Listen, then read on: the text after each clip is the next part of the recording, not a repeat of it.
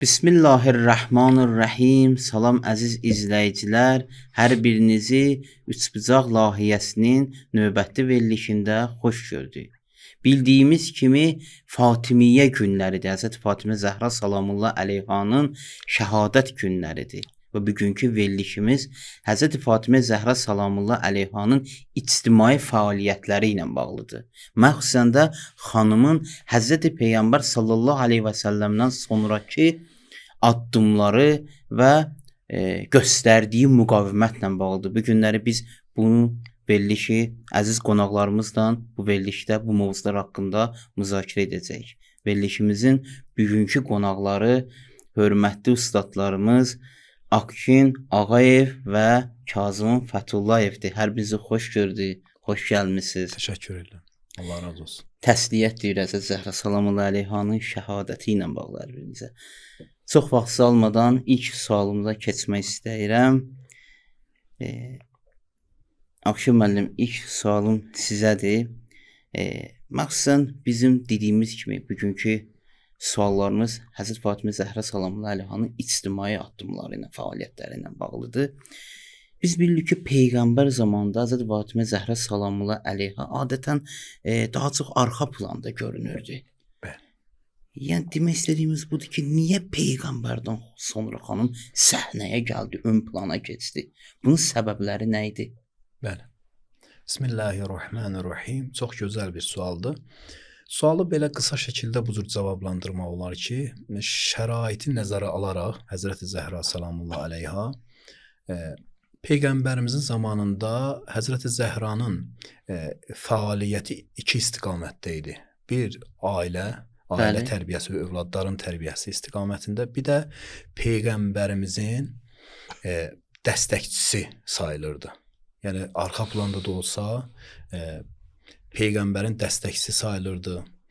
Amma Peyğəmbərimiz dünyasını dəyişəndən sonra artıq şərait dəyişdiyinə görə Həzrət Zəhra salamullah əleyha artıq ayrı vəzifələr hiss elədi. Boynuna ayrı vəzifələr gəldi. O vəzifələrə əsasən o ön plana keçdi. Məsələn, mən birini qeyd eləmək istəyirəm. İnşallah geniş izah olunanda bunları qeyd eləyərik. Biri bu idi ki, səqifə məsələsində Həzrət Əli əleyhissalamın haqqı əlindən alındı. Əlbəttə, dini haqqı əlindən alındı ki, Peyğəmbərimiz onu ümmətin imamı olaraq, rəhbəri olaraq təyin eləmişdi və Həzrət Zəhra salamullah əleyhada həyat yoldaşının müdafiəsinə yox, öz rəhbərinin müdafiəsinə qalxaraq ön plana keçdi. Yəni bu da ilahi bir vəzifə və ilahi addım olduğunu göstərdi. İlahi bir addım idi, bəli. Əlbəttə bir şey də işarə elədiniz. Həzrət Zəhra salamullah əleyha ki, biz deyirik arxa planda idi. Siz qəşəng bir nöqtəyə işarə elədiniz. Yəni orada da fəaliyyəti vardı.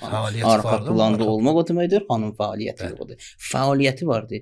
Sadəcə Peyğəmbərin şəhadətindən sonra o fəaliyyət ictimaiyyətə çıxardı. Gözəl nöqtə idi. Həzrət Fatimə Zəhra salamullah əleyha İmam Əlinin, yəni öz imamının müdafiəsi bizim üçün də çox mühüm bir dənə burada nöqtə var. Əgər bu xanımın bu ictimai fəaliyyətlərindən biz özümüz üçün nümunə götürsək, bizim də imamımız var. Düzdür, qeybdədir. Günümüzə tətbiq eləsək, bizim də fəaliyyətimiz bizim də fəaliyyətimiz olmalıdır imamın müdafiəsi üçün. İndi imamın müdafiəsi zamanlara görə fərq edir. Huzur dövrü ilə qeybət dövrünün fərqi var. Bugün qeybət dövründə biz zəminə yaratmalıyıq imamın zuhuru üçün. Bu da müdafiədir. Bəli, şəraiti nəzərə alaraq bizim də fəaliyyətimiz hansı istiqamətdə olmalıdır? Bunu əlbəttə ki, məsumlarımız bizim üçün təyin eləyib. Amma şəraiti özümüz müəyyən etməliyik ki, bu şəraitdə hansı vəzifələrimiz var və ailədə o tərbiyə hansı istiqamətdə olmalıdır? Əlbəttə ki, bunu hamı sizlər də ustadlarsınız, yaxşı bilirsiniz ki, yəni zuhur əhval-ruhiyyəsi ailədə yaradılmalıdır. Buna hazırlıq. Həm də cəmiyyətdə, həmən o fərdi məsələlərdə, həm də yəni demək istəyirəm, ictimai məsələlərdə Həzrətin zuhurunu hamısı dərk eləməlidir, hiss eləməlidir. Yəni ki, bu təkcə qəlbdə məhdudlaşmamalıdır, bu əməldə də özünü göstərməlidir. Şeyx, sizin bu məsələ nə kimi əlov? Yəni bir dənə məsələ idi Həzrət Fatimə ön plan çıxdı. Yəni fəqət vilayət məsələsi yoxsa digər bir məsələlər də vardı bu barədə? Nə kimi əlavələriniz ola bilər? Bismillahirrahmanirrahim. Mən də sizi və hörmətli izləyicilərimizi salamlayıram və bu matəm günləri münasibətilə bütün müsəlmanlara, məxsusən də sizə və hörmətli xalqımıza başsağlığı verirəm. Hörmətli ustad gözəl buyurdular. Mən də nisbətən başqa bir yöndən məsələyə toxunmaq istəyirəm. Bildiyiniz kimi şəraitlər fərq edirdi. Peyğəmbərimizin dövründəki şəraitlə İmamətin dövründə olan şərait fərq edirdi və şəraitə görə də vəzifələr fərq edir. Mən bir neçə nümunə deyim. Misal üçün Peyğəmbərimizin dönəmində, Peyğəmbərlik dönəmində, nübüvvət dönəmində xanım Zəhranın evinə hücum olmamışdı. Əhl-i Beytə zülm olmamışdı. Xanımın evini yandırmaqla təhdid etməmişdilər, qapısını yandırmamışdılar. Amma İmamət dönəmində bunlar baş verdi. Və ya məsələn başqa bir müqayisə etsək, Peyğəmbərimizin dönəmində ilahi rəhbər tək deyil idi. Ən azından Peyğəmbərimiz idi də ilahi rəhbər. Peyğəmbərimizi müdafiə edəcək insanlar var idi, məxsusən də Əli əleyhissalam. Əli əleyhissalam ki, elm və şücaətdə misilsiz idi. Təsəvvür edin, Ühud döyüşündə Peyğəmbərimiz tək qalanda Əli əleyhissalam tək başına Peyğəmbərimizi müdafiə edir. Və ya Peyğəmbərimiz hicrət edəndə təhlükə var idi Peyğəmbərimizin canı üçün. Əli əleyhissalam bu təhlükəni qəbul edir, Peyğəmbərimizin yerində yatır və Peyğəmbərimiz eləyə bilir hicrət etsin. Və bu cür nə başqa təhlükələr də var idi. Misal üçün Peyğəmbərimizi bir tarixi mənbələrə əsasən bir qəbilə başçısı, adı indi yadımdan çıxıb, nüfuzlu bir şəxs idi, qəbilə başçısı idi. Peyğəmbərimizi təhqir edirdi. Peyğəmbərimizin hətta ailəsini təhqir edirdi. Həzrət bunu bütün səhabələrinə deyir ki, onu tutun gətirin. Amma heç kim gətirmirdi. Niyə? Qorxurdular ki, məsələn, nüfuzlu bir qəbilə başçısıdır deyə qorxurdular. Peyğəmbərimiz bunu görəndə ki, hamı çəkinir, qorxur, özündən, öz təhlükəyə düşməsindən qorxur. Əli əleyhissalama bunu tapşırır. Deyirlər, Əli əleyhissalam, məsələn, bəzi alimlər vurur ki, Əli əleyhissalam nə təkcə o şəxsi gətirdi, qulağından tutub gətirdi. Demək istəyirəm ki, bu nümunələrlə demək istəyirəm ki, Peyğəmbəri heç vaxt tək qoymurdu Əli əleyhissalam. Amma İmamət dövründə ilahi rəhbəri belə bir həddə müdafiə edəcək bir şəxs yox idi. Təkcə xanım Zəhra idi. Var idi, sayları az idi, amma bu həddə, bu keyfiyyətdə yox idi, bir dənə təkcə xanım Zəhra idi. Bu şəraitlərə görə xanıma evinə, Peyğəmbər əhl-i beytinə zülm olub. Zülmün müqabilində nə etmək lazımdır? Susmaq olar. İlahi rəhbər tək qalıb. Odur xanım Zəhranın vəzifəsi bu şəraitə görə dəyişirdi. Məsələn, ustad da gözəl buyurdular.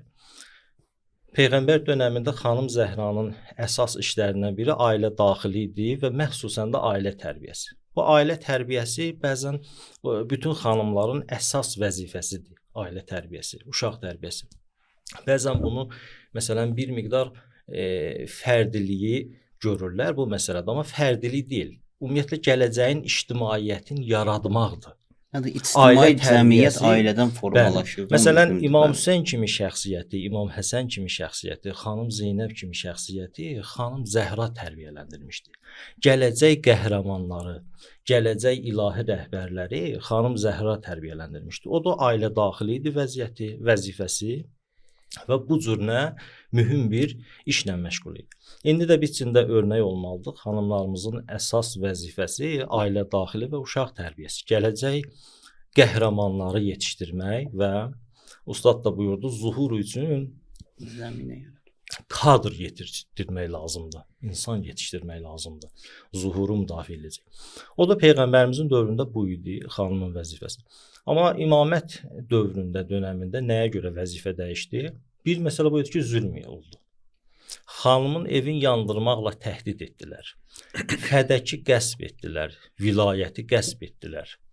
İlahi rəhbər tək qaldı. Elə ki, ilahi rəhbər tək qaldı, həmin vaxtı fərdi işlərlə məşğul olmaq caiz deyil. Misal üçün İmam Hüseyn əleyhissalam meydanda tək qalıb, Əli əleyhissalam meydanda tək qalıb, bir dəfə çəkilir məsciddə, məsələn, təharət bəhsindən danışır, nəzasət bəhsindən danışır, fərdi ibadətdən danışır, əxlaqi dəyərlərdən, gecə namazından danışır və özü də saatlarla səcdədədir. Bu ibadətin faydası yoxdur. Sənin ilahi rəhbərin tək qalıb meydanda. O da xanım Zəhra əleyhissalam bu dəyişilən vəziyyətə, şəraitə görə o da vəzifəsi də dəyişdi və ilahi rəhbəri canla başla müdafiə. Yəni Həzrət Zəhra kimi bir şəxs yalnız peyğəmbər ailəsinə olunan zülmü insanlara, özündən sonraki nəsillərə çatdıra biləcəkdi. Yəni həm peyğəmbər qızıdır, həm Əmir əl-Möminin əleyhissalamın həyat yoldaşıdır. Bəli. Yəni bunlar bu xanımın bu mövqeyi səbəb oldu ki, bu atdığı addımlar daha çox təsir qoydu.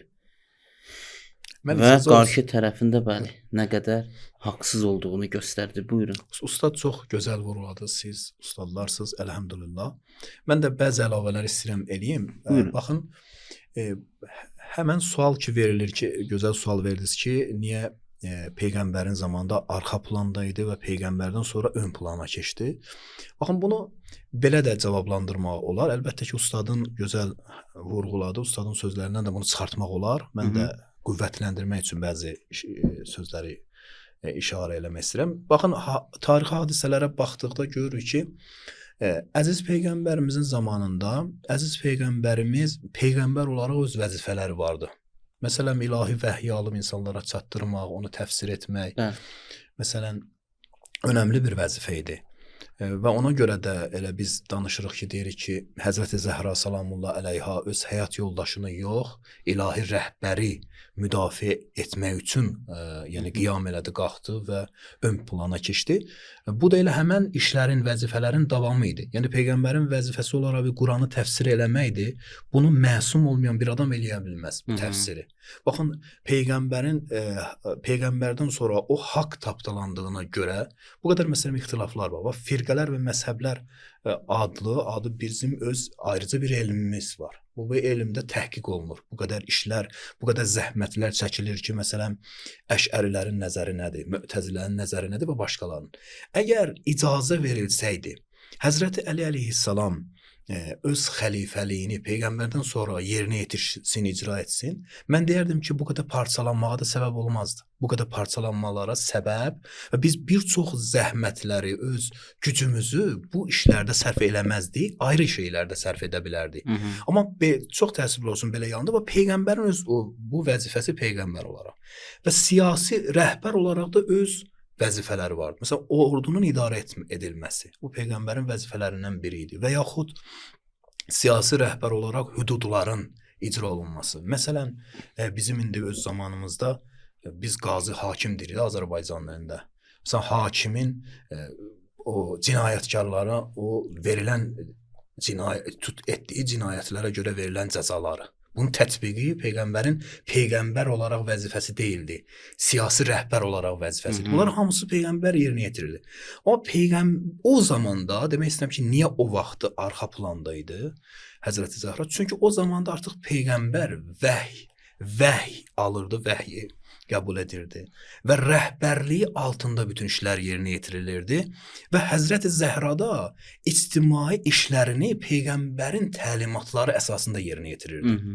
Bu səbəblərə görə yəni peyğəmbər onun üçün ictimai aya girir deyənlər ki, ümumiyyətlə Həzrəti Zəhranın peyğəmbər zamanında ictimai fəaliyyəti yox idi. Bunu da desək bu düzgün olmaz. Bu belə deyil. Döyüşlərdə iştirakı var. Bəli, çox gözəl vurulsun. Bunu məhdudlaşdıraq deyək ki, təkcə evdarlıqla məşğul idi, ya evdar qadın idi, ailə tərbiyəsi ilə məşğul idi. Amma səhnədə peyğəmbər olduğu üçün, daha çox peyğəmbər olduğu üçün, yəni qüdrət o vaxtı ilahi rəhbərin əlində olduğu üçün. Daha çox Həzrət Zəhra necə deyə burada gözə dəymir tarixdə o qədər. Amma o bir hadisədə fərq edir. Bir də ayrı bir şeyə toxunmaq istəyirəm. O da budur ki, Həzrət Zəhra salamullah əleyha haqqında peyğəmbərin gözəl bir hədisi var.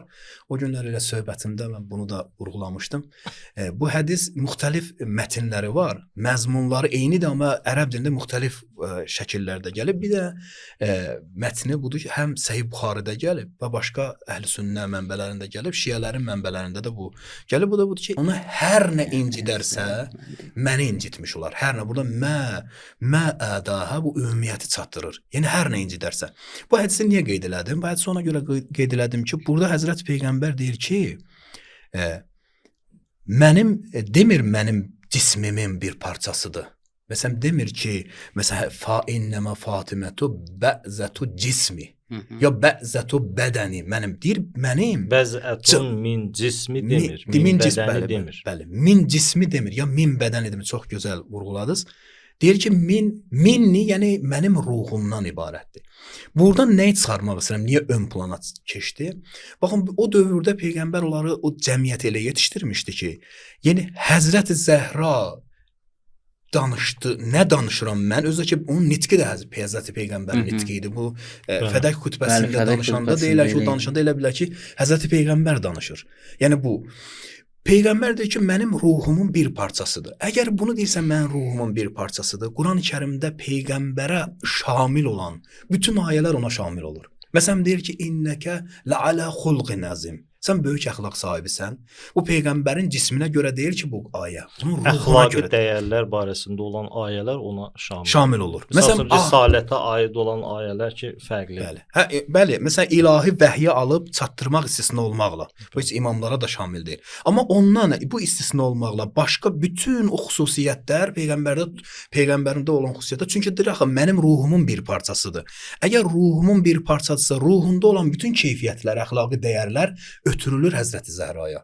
Hətta o nitq qabiliyyəti, o zahiri o xüsusiyyəti, onun yerişi, davranışan Peyğəmbərin davranışı yerişidir, düzdür? Əzm, iradə, bəli, sonra ağlın kamil olması. Peyğəmbərin ağlı kamildir, düzdür? Həzrəti Zəhraya da bu ötürülüb, onun da ağlı kamildir. İndi belə bir şəxsiyyətin qabağa keçməsi və Həzrəti İmam Əli əleyhissalamı müdafiə etməsinin təsiri başqalarından daha çoxudur. Hətta İmam Əli əleyhissalam da özü o təsirə ki, Həzrəti Zəhra o dövrdə o təsirə malik idi, Həzrəti Əli əleyhissalam da malik deyildi. Ona görə o qabağa verildi. Yoxsa ki, məsələn, adətən deyirlər ki, niyə Həzrəti İmam Əli əleyhissalam o qədər qeyrətli idi? Adətən bunu sələfilər də deyirlər.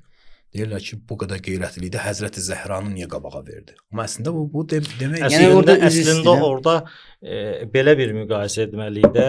Xanım Zəhra ilə Əli əleyhissalamı bir dəfə müqayisə edirik ki, ər-arvad münasibətləri, bir də imam və məmum. Bəli. Ər-arvad münasibəti olsa, gərəkdir ki, kişi öz həyat yoldaşını müdafiə eləsin. Amma imam və məmun olanda, imam Kəbə kimidir.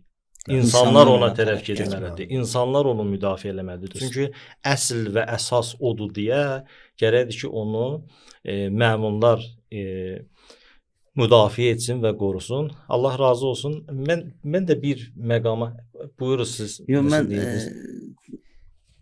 Akşin müəllim qəşəng bir nöqtəyə işarə elədi. Yəni ixtilafların mənşəyi səqifədir. Bəli. Əli əleyhissalamın vilayətinin qəsb olunması ixtilafların mənşəyidir. Əlbəttə buna növbəti sualımızda məsələyə geniş toxunacağıq. İkinci işarə eləyəcəyimiz sual da Həzrət Zəhra salamın əleyhə ilə ictimai addımıdır, amma burada daha məxsus bir məsələ var. Biz bilirik ki, o zaman Həzrət Əli əleyhissalamın Salman, Miqdad, Əbuzər kimi mühüm və Peyğəmbər sahabələri də var idi. Əmmar, bəli, bunlar mühüm şəxslər idi. Bunlar olduğu halda niyə Həzrət Zəhra salamullah əleyhə Əli əleyhissalamın müdafiəsinə qalxdı? Şeyx bunu necə cavablandıra bilərsiniz? Yəni nə mühüm səbəb vardı ki, Həzrət Zəhra meydana gəldi Əli əleyhissalamın müdafiəsində? Bəli, maraqlı və gözəl sualdır. Bunun bir neçə səbəbi var idi. Təqribən zehnimdə olan 3 səbəbi var. Biri budur ki, imamı müdafiə edən, ilahi rəhbəri müdafiə edən o lazımı miqdar yox idi. Düzdür, bir neçə nəfər var idi. Amma onlar kifayət etmirdi. Bu da tarix boyu ilahi rəhbəri müdafiə edən, yəni tarixdə görmüşük də, tarix boyu istər peyğəmbərlərin dövründə, istər imamlarımızın dövründə həmişə ilahi rəhbəri müdafiə edən son həddə, son məqama qədər, ilahi rəhbəri müdafiə edən insanlar az olublar. Məsələn, peyğəmbərimizin həyatına baxsaq, Ühud döyüşündə bayaq da işarə etdik. Qaçdılar, Əli əleyhissalam qaldı. Və ya misal üçün peyğəmbərimiz hicrət edəndə o cürünə. Sair peyğəmbərlərdə də belə olub. İmamlarımızın da dövründə belə olub. Bəlkə deyərdim ki, yeganə imamdır ki, İmam Hüseyn 72 nəfər onu müdafiə edən var idi və canla, başla müdafiə edirlər. Qısası tarix boyu bu imamı müdafiə edən hər nəyindən bu yolda keçə bilən bəsirətli, şücaətli insanlar həmişə az olub. Bir səbəb bu idi. Kifayət qədər insan yox idi. Ona görə xanım Zəhra əleyhissalam da özünə vəzifə bildi ki, ilahi rəhbəri müdafiə etsin. Başqa bir səbəb budur ki, kişi və qadın olmasından asılı olmayaraq. Bir söz deyim, yəni bu adını çəkdiyimiz möhtərəm səhabələr heç addım atmadılar vilayət müdafiəsi üçün. Niyə? Addım atdılar, amma kifayət deyil idi. İkinci cavab budur ki, kişi və qadın olmasına baxmayaraq ilahi vəlini, ilahi rəhbəri müdafiə etmək hər bir şəxsə şəxsən vacibdir. Vacibi eyni deyirlər. Vacibi eynidir. Yəni, gərəkdir ki, müdafiə eləsin. Misal üçün, Allah Teala Quranda Fironun həyat yoldaşı, Fironun xanımı, həyat yoldaşı deməyək, xanımı deyək. Fironun xanımı barəsində buyurur: "Zərəbəllahu məsələn lillezina amanu." Allah Teala misal çəkir, nümunə gətirir. Kimi üçün? Bütün iman əhli üçün. İstər kişi, istər qadın. Hamısı üçün nümunə gətirir. Nəyə görə? Kimi? İmrəətə Firon. Fironun xanımın. Asiya xanımı bütün iman əhlinə nümunəvi şəxsiyyət olaraq tanıtdırır. Niyə? Bunun bir neçə səbəbi var. Biri budur ki, xanım Asiya öz dövründə ilahi rəhbər olan Həzrəti Musanı müdafiə etdi. Ona görə də Allah Teala nümunə olaraq insanlara tanıtdı. İlahi rəhbəri müdafiə etdi, öz canından keçdi bu yolda. Xanım Zəhra əleyhissalam da bunu etdi. Öz körpə 6 aylıq uşağından keçdi, əziyyətlərindən keçdi, bu yolda müsibətlərə dözdü və sonda da öz canından keçdi. Həmin dəyəri xanım Zəhra əleyhissalam da öz həyatında yaşadı. O da biz ikinci cavab olaraq bunu deyə bildik ki, hər bir insana, istər kişi, istər qadın, hər bir insana vacib idi ki, imamı, ilahi rəhbəri müdafiə etsin. Bayaqlarda toxunduq, ilahi rəhbər meydanda tək qalsa, Quranda bir ayə var, Cümə surəsində və tərəkuka qaima. Namaz qılarkən Peyğəmbər xutbə oxuyur, bir dəstə insan alver, ticarət təbliğinin səsini eşidərkən hamı çıxırlar, tərk edirlər. Peyğəmbər namaz qılarkən tək qalır. Əlbəttə bir neçə nəfərlə qalır. Allah Teala bu mövzunu salır Qurana. Onları məzəmmət edir. Bilirsiniz bundan nə demək istəyir? Hələ meydanda tərk eləməmişdilər bu mövzuda. Bundan istəyir desin ki, ilahi rəhbər tək qalmamalıdır. İlahi rəhbər dinin, dəyərlərin əsasıdır. Onu tək qoymaq olmaz. Bunu istəyir çatdırsın. O da ilahi rəhbər tək qaldı, daha gedib fərdi məsələlərlə, nə bilim, dinin təbliği, nə bilim, hansısa bir işləri görəsən, onu əvəz etsin, bu mümkün deyil. Hətta bayaqlarda dediyim, işarə etdim, səcdədə qalmaq Allaha ən yaxın məqamdır da, səcdədə olmaq. Bir adam imamını tək qoysun, geçsin, ömrü boyu səcdədə qalsın. Elə səcdədə də canı çıxsın. Bunun heç bir faydası yoxdur. Önəmli olan vəzifəni düzgün icra etmək. İmamı sən müdafiə edən vaxtı sənin səcdənin faydası yoxdur. Faydası yoxdur. Belə bir səcdənin imam tək qalıb, sənə ehtiyacı var. Xanım Zəhrada xanım olmasına baxmayaraq, bu özünə vəzifə bilirdi, ön cəbhəyə gəldi, vəlini müdafiə etdi. Üçüncü cavab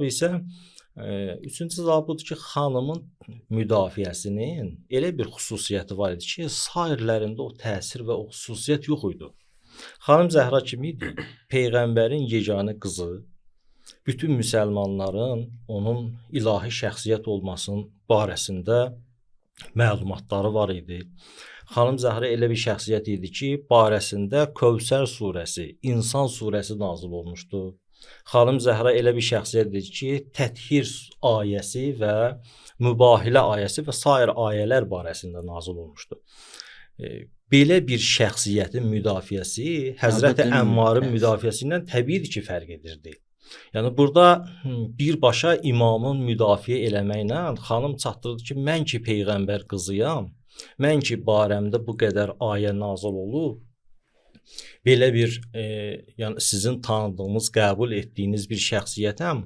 Bununla yanaşı mən də burada bu yolda fədakarlıq edirəm.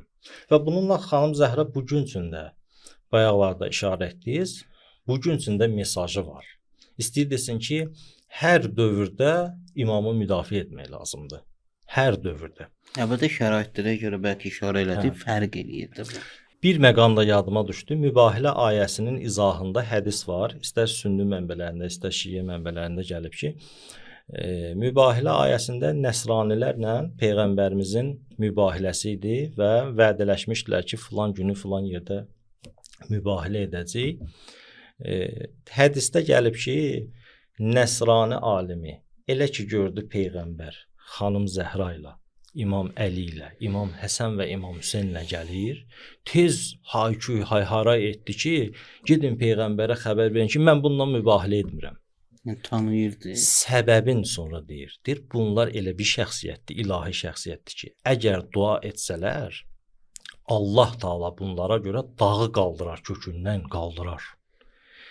Bilirsiniz maraqlı məqam nədir? Necə oldu ki, Məsihi alimi xanım Zəhranın məqamını tanıdı, onunla mübahilə etmədi.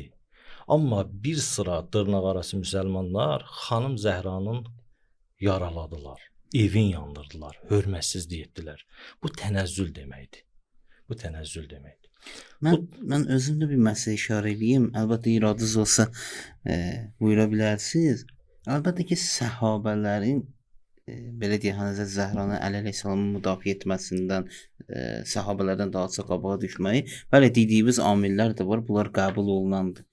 Amma bir dənə də İslam daxili münaqişənin olmaması idi. Əgər səhabələr Həzrət Zəhra kimi ön plana daha çox çıxsaydılar, daha çox müdafiə xarakterli, yəni hücum olsaydı və yaxud da münaqişə daha da böyüsəydi, belə deyək. Münaqişə daha da böyüsəydi, bu İslam həmin hökumətdə peyğəmbərin qurduğu böyük bir dənə İslam hökumətində böyük bir dənə müharibə baş verər. Bildiyimiz kimi, yəni burdan da Rumların və müsəlmanların daxilində olan münafiqlərin istəyi idi bu. Məncə səhabələrin fikrimcə daha çox ön plana gəlməməsinin səbəbi elə bu idi. Yəni Miqdad, Əmmar, Əbuzər kimi böyük səhabələr ki, bunlar həqiqətən vilayətə bağlı şəxslər idi. Həzrət Zəhra ki, məsələn, Fədək xutbəsini oxudu, getdi məsələn birinci xəlifənin üzərinə, öz haqqını müdafiə etdi. Əlbəttə Fədək barəsində söhbət eləyəcək. Amma ki, bu ki bunların üstünə getdi, haqqını aşkar şəkildə müdafiə elədi. Səhabələr bunu eləsəydi, məncə daxili münaqişə münafiqlərin əlində bir dənə səbəb olacaqdı, daxili münaqişə daha da böyüyəcəkdi. Bu da İslamın necə deyirlər, Fatihəsi oxunacaqdı. Əlbəttə Əmir Əl-Mömin əleyhissalam da bunu gözləyirdi və buna görə öz haqqını müdafiəsi üçün, haqqını tələb eləməsi üçün biraz tənəzzül elədi. Biraz özü çox üstünə getmədi onlar. Mən belə deyərəm. Baxın, ustadlar çox gözəl vurğuladınız. Mən də elə əlavələri bunu eləmək istirdim. Siz gözəl vurğuladınız. Baxın, İmam Əliyə Həzrəti Peyğəmbərimizin vəsiyyətlərindən biri budur ki, səbr eləyərsən. Baxın, onu nəzərə alanda ki, mən dünyadan köçəndən sonra səbr edərsən. Nəhcül Bəlağədə də vardır, bunu qeyd eləyir. Buradan da biz bu tərəfdən deyək ki, niyə İmam Əli və digər sahabələr qalxmadı və İmam Əlinin haqqını tələb eləmədilər? Əlbəttə İmam Əlinin şəxsi haqqı yox, yəni bu dini bir haqqıdır. Niyə etmədilər? Bu gözəl vurğuladı ki, Seyyid ki, bu ixtilafa səbəb olardı. Axı, özünüz gözəl bilirsiniz ki, bunları təkrar olaraq qeyd edirik ki, o dövrdə elə bir vaxtıdır ki, iki tərəfdən İslam ümmətini, İslam yaranmış təzə yeni İslam dövlətini iki imperiya hədələyirdi. Biri İran imperiyası, bir də Rum imperiyası. Və Peyğəmbərimiz də dönə-dönə tapşırmışdı ki, İmam əleyhissalama ki, ixtilaflara səbəb olmasın. Mən elə başa düşürəm, çıxarım budur. Məsələn, tarixi faktlardan və siz gözəl ustadlar danışdınız. Mən də bu əlavəni eləmək istəyirəm ki, mən elə başa düşürəm ki, peyğəmbərin zamanında peyğəmbər ümmətə vəhdət bəxş olan bir varlıq idi. Ya o nə qədər ki var idi, bu ixtilaflar var idi səhabələrin arasında. Deyə bilmərik yoxdur. Çünki firqələr və məzhəblər haqqında araşdıranda biz görürük ki, hətta ilk o firqələr və məzhəblərin yaranması peyğəmbərin zamanına təsadüf edirdi. Yəni İmam Əlini sevənlər elə o zamanda məlum idi artıq. Və başqa o firqələr də artıq yaranmaq ərəfəsində idi. Amma bu ixtilafları yatıran və bu ixtilafları vəhdətə gətirən peyğəmbərin varlığı idi. İndi mən niyə bunu keçid almaq istəyirəm Həzrəti Zəhraya? Bayaq oxuduğum hədisdə ki, mən qeyd elədim ki, əziz peyğəmbərimiz buyurur ki, o mənim canımın bir parçasıdır, ruhumun bir. Canım deyəndə burada bizdə Azərbaycanda biz canım deyəndə biz elə başa düşürük ki, cism nəzərdə tutulur. Yəni filan adam filan kəsin kökündəndir, o nəslindəndir. Bizdə Lənkəranda deyirlər ki, filan kəsin belindəndir, bu cür deyirlər. Amma əslində bunu demək istəmirdi. Peyğəmbər də demək istəyir ki, bu mənim ruhumun bir parçasıdır. Əgər budursa və o vaxtda baxın siz diqqət edin tarixi mən ustad da Kazım gözəl vurğuladı ki, o bəzi mistaqları, nümunələri də qeyd eləmək yaxşıdır. Baxın, o bizim şiələrin mənbələrində var, amma Əhlüsünnənin mötəbər mənbələrində dillər var alimlərimiz sonradan çıxarılıb. O qapının yandırılması. O qapının yandırılmasında siz diqqət edin, orada daxildə səhabələr olur. Amma xaricdə olan səhabələrə nə deyirlər? Deyirlər, əgər Həzrəti Peyğəmbərin qızı da olsa siz qapını yandırıb daxil olacaqsınız. Demir ha, İmam Əli olsa daxil. İmam Əli də oradadır. Başqa səhabələr də oradadır. Amma kimin adını çəkir? Həzrəti Zəhranın adını çəkir. Niyə? Çünki ən azından bu toxunulmaz olmalıdır. Bəli, toxunulmazdır. Çünki özü də ki, əgər o gözəl vurğuladınız, deyirsiniz ki, əgər Həzrəti Zəhra qalxsaydı müdafiəyə, bu ixtilafa səbəb olmazdı. Niyə? Çünki bu da Peyğəmbərin missiyasını həyata keçirir. Yəni bu da bunun varlığı da vəhdət bəxş idi. Amma ola bilərdi ki, İmam Əleyhissalamın qalxıb haqqını, yəni dini haqqını istəməsi bu ixtilaflara səbəb ola bilərdi. Hədisimiz var. Hədis var ki, irtəddən nas illa məsələn, deyir ki, peyğəmbərin rihlətindən sonra insanlar mürtəd etiqadı yox, fikri hökmlərə əsasən mürtəd oldular neçə nəfərdən başqa. Bu onu çatdırır ki, müdafiə edənlər az idi. Bəli. Yəni təkcə ixtilaf məsələsi deyil. Düz deyə onlar var. Mən siz sözü onlar var. Kökündən demədim ki, yanlış. Dedim ki, dediyiniz məsələlər düzdür. Amma hamısı bu məsələlərdən hamısı bu deyil. Bəli, hamısı bu deyil. Bu məsələdən başqa daxili münaqişə mümkün. Bu hədis onu çatdırır ki, ehtiyac var idi, amma səhnəyə gələn olmadı. Kifayət qədər. Siz gözəl qeyd elədiniz ki, təsir bəxş olmazsa da, o qədər ki, Həzrəti Zəhranın məsələn müdafiəsi o qədər təsirli idi, başqa sahabələrin müdafiəsi o qədər təsirli deyil. Əlbəttə onlar müdafiə də edirdilər. Müdafiə də, amma eyni ilə xanım Zəhra qədər o keyfiyyətdə müdaxilələri səhnədə görsənmələri yox idi. Misal üçün var ki, səhabələrdən biri evə hücum olanda şəmşirin çəkdi, qılıncını çəkdi, hücum eləsin. Sonra ayağı ilişdi daşa, yəni nəyəsə ilişdi, dəydi yerə. Hətta bu həddə də var ki, bir ikinci xəlifəyə hücum elədi, qılıncla hücum elədi səhabə. Bu da var, tarixin bəzi mənbələrində bu da var. Yəni bu həddə edirdilər. Biz belə də deyə bilərik. Bəlkə onlar daha çox bizim bildiyimizdən də tarixdə gəldiyi həddən də çox müdafiə ediblər. Amma xanım Zəhra daha çox öndə görsənib. Mən də bəzi cümlələri əlavə eləmək istəyirəm. Baxın, bir tarixi faktı həm əziz izləyicilərin diqqətinə çatdırıram, həm də ki, sizlər ki, bilirsiniz, xatırladıram.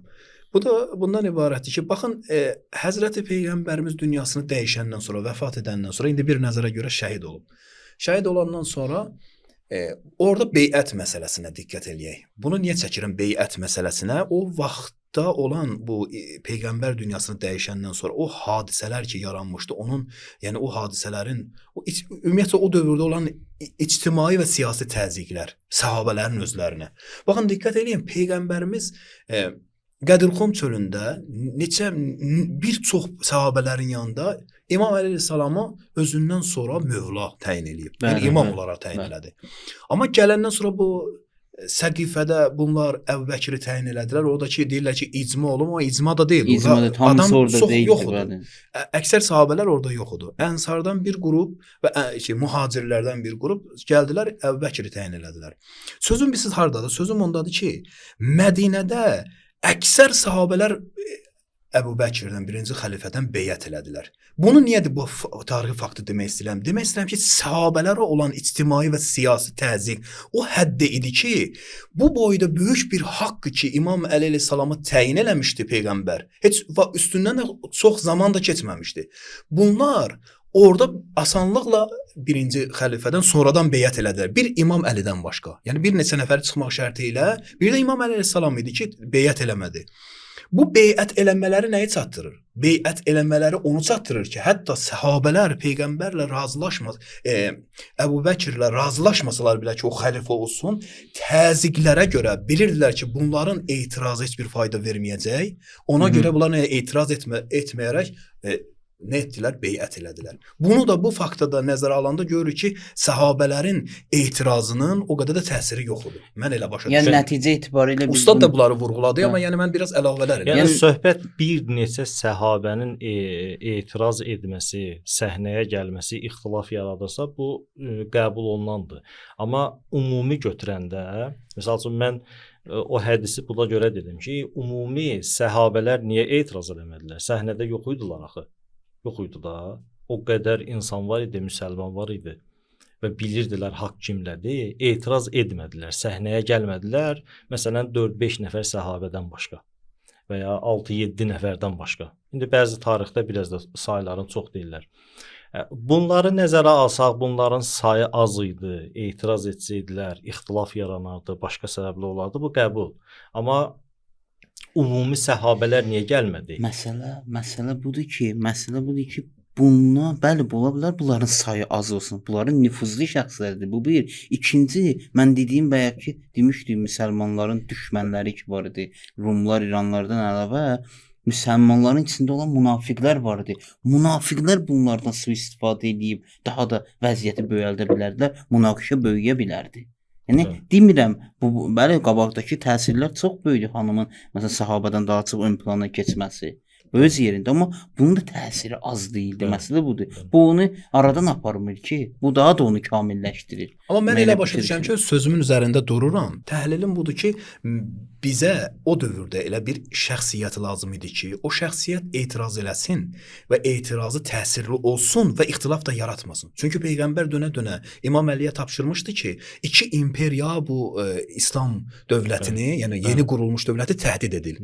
Yəni bu səbr eləməlidir, bəzi ixtilaflar yaranmamalıdır, yatırmalıdır ixtilafları. Mən elə başa düşürəm ki, əlverişli şərait başqa sahabələr üçün yaranmamışdı. Amma Həzrət Zəhra üçün yaranmışdı bu şərait. Üzr istəyirəm, bu qeydi demək lazımdır ki, mən də buradan səhv anlaşılma oldu. Başqa səhabələr deyəndə, yəni Əli əleyhissalamın evində olanda 4-5 səhabələr nəzərdə tutulur. Bunlar nəzərdə. Amma ümum səhabələr nəzərdə tutulursa, ümum səhabələr gərək hamısı qəbul edildi və müdafiə edildi. Vəziyyət də bugünkü günümüzdə olan vəziyyətdən fərqli olaydı, dəyişiliydi. Ümum səhabələr. Axı bunu da qeyd eləmək olar ki, bax, bir şəxs olar ki, mən bunu demək istəyirəm. 4-5 nəfər insanın, səhabənin etirazı mümkündür, bu ixtilafı olar. Bu qəbul. Amma bütün səhabələr, bütün müsəlmanlar ayağa qalxsaydı, Əli əleyhissalamın haqqını müdafiə eləsəydi, daha burada biz deyə bilmərik ki, ixtilaf yaranacaqdı. Bütün səhabələrdən söhbət gedir. Axı biz deyirik ki, nüfuzlu şəxsiyyətlər üçün əlverişli şərait yox idi.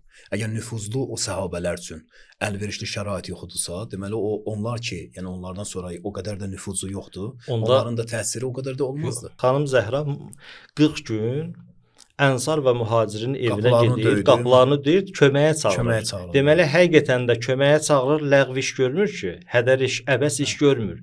Onlardan həqiqətən də gözlənti var ki, gəlsinlər səhnəyə, tarix əvəz olsun. Düzdür? Həqiqətən bunu istəyirdi. O da əyəm gəlsəydilər, tarixin gedişatı dəyişəcəkdi və bu ixtilafa səbəb olmayacaqdı. Tarixin gedişatı dəyişəcəkdi. Bu ümum insanlardan, ümum ümumiyyətdən gözlənti bu idi ki, hamısı meydana gəlsin, bunu istəsin. Xanımın və Əli Amma Əleyhisselamın ixtilaf, üzr istəyirəm deyəm ki, o dediyiniz ixtilaf 4-5 nəfər səhnəyə gəlsəydi bu ixtilaf yarana bilərdi. Amma hamısı Bu gəlsəydi mövzular yaranmayacaqdı. ayrıdır, bəli, məlum məsələdir. Əgər haqq olduğu kimi təsəlli eləsəydi bütün müsəlmanlar Hamı müdafiə içində, eləsəydi, hamısı istəsəydi. müdafiəsi, artıq onlar gedəcəkdilər, artıq ixtilaf Amma olmaz. mən Daha da elə güclənər və düşünürəm ki, qüvvətlənərdi. Məsələ budur. Mən elə başa düşürəm ki, Qədirxum çölündə peyğəmbərin İmam Əleyhisselamı ümmətin imamı olaraq təyin edilməsi, sahabələrin öz arasında ixtilaflar vardı. Bu ixtilaflara görə onların əslən o peyğəmbərin dediyi sözünün başa düşməsi, necə ki indi sələfilərin özləri də bunu qeyd eləyirlər. Məsələn, orada bəziləri əsla deyirlər ki, peyğəmbərin buyurduğundan onun mövla, yəni ilahi tərəfdən, yəni Allah tərəfindən seçilmiş bir imam, rəhbər mənasında başa düşməmişdilər. Bunu da nəzərə alsaq, görək ki, bu ixtilaflar vardı. Yəni biz deyək ki, bunlar başa düşmüşlər, həqiqətən də bunu Allah tərəfindən təyin edib, əgər bunlar bu şərait yaransaydı, bunlar gəlib müdafiə eləyərdilər. Müdafiə eləsəydilər, bu ixtilaflar yaranmazdı. Az bir hiss, az bir qismə demək olar ki, başa düşməmişdi, bilmirdi. Amma əksəriyyət ki bilirdi. Çünki bu birinci dəfə deyil idi. Peyğəmbərimizin bu sözü Beysətin başlanğıcından, əvvəlindən Peyğəmbər Əleyhisselamın vəli olmasını təbliğ edirdi. Ola bilər bir nəfər başqa bir şəhərdən idi, uzaq idi, Peyğəmbəri görmürdü. Onlar üçün ola bilər. Amma toxunduğunuz məqamlar çox gözəl. Bəli, çox gözəl, mühüm məsələlərə işarə elədiniz. Və aydın oldu daha da Həzrət Zəhranın ön planda olması və Əleyhisselamı müdafiə etməsinin digər sahabələrdən daha çox belə deyək, önə keçməsinə əsas səbəblərini işarə elədiniz. Xanımın belə deyək, peyğəmbər qızı kimi olan mövqeyi, məsələn, xanımın atdığı addımlar sahabənin atdığı addımlardan daha da fərqli idi və digər məsələlər ki, çox uzatmaq istəmirəm, artıq 3-cü sualımıza keçək. Əlbəttə bu məsələlərə işarə olunub, istəyirəm daha da dəqiq və belə deyək, xüsusi şəkildə işarə olunsun. Nübüvvətdə olan Həzrəti Zəhra, yəni nübüvvət dövründə olan Həzrəti Zəhra ilə imamət dövründə olan Həzrəti Zəhra salamullah əleyhanın nə kimi fərqi vardı? Çox gözəl bir sualdır. Baxın, elə keçən suallar ki buyurdunuz, suallarda da bəzi nöqtələrə biz işarə elədik, elə ustad da işarə elədi. Sizlər də işarə elədiniz. Amma ki, başqa bir yöndən yanaşanda bu sualı belə cavablandırmaq olar. Peyğəmbərimizin zamanında, yəni nübüvvət zamanındakı, dönəmindəki Həzrəti Zəhra ilə imamət zamanındakı Həzrəti Zəhra arasında fərq var. Onu ki biz bilirik fərq. Fərqləri necə ki birinci sualda cavablandırdıq, bu da şəraitlə əlaqəlidir. Yəni onu əlaqələndirə bilərik, şəraitlə əlaqələndiririk. Nübüvvət zamanındakı Həzrəti Zəhra. Qısa şəkildə bunu deyə bilərik ki, nübüvvət zamanındakı Həzrəti Zəhra salamullah əleyhanın birinci işi arxa planda olmaqdır ki, bunu birinci sualda cavabla arxa planda idi və bu təlim, tərbiyə ilə övladını məşğuldur. Amma yenə də ictimai vəzifələrini yerinə yetirəndə də Peyğəmbərin təlimatları əsasında yerinə yetirirdi. Bu birinci bu təhsil və tərbiyə məsələsi. Yəni Peyğəmbərdən özə ki, bunu da qeyd edə bilərik. Peyğəmbərin zamanında, indi düzdür, bizim əqidəmiz budur ki, Şiənin əqidəsi budur ki, məsumlarımızın elmi lədunnidir, Allah tərəfindən verilmişdir. Amma yenə də hər halda Həzrəti Zəhra Peyğəmbərimizdən bəzi məsələləri təlim alırdı və öz ətrafındakı insanlara çatdırırdı, qadınları təlimatlandırırdı. Mümkündür Peyğəmbərimizin bəzi sözləri, bəzi şeyləri qadınlara deyənməsi bu Həzrəti Zəhra yerinə yetirirdi.